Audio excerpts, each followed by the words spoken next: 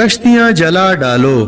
نامور اسلامی جرنیل طارق بن زیاد نے جب ہسپانیہ پر حملہ کیا تو ساحل سمندر پر ہی حکم دے دیا کہ جن کشتیوں پر ہم بیٹھ کر آئے ہیں وہ سب کی سب جلا ڈالو۔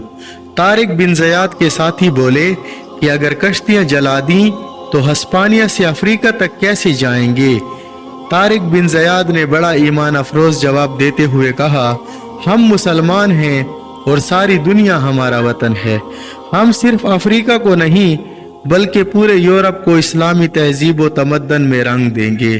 آپ کے جواب سے خوش ہو کر تمام اسلامی لشکر نے کشتیوں کو آگ لگا دی اور قوت ایمانی سے کفر کے ظلمت کدے کی اینٹ سے اینٹ بجا دی۔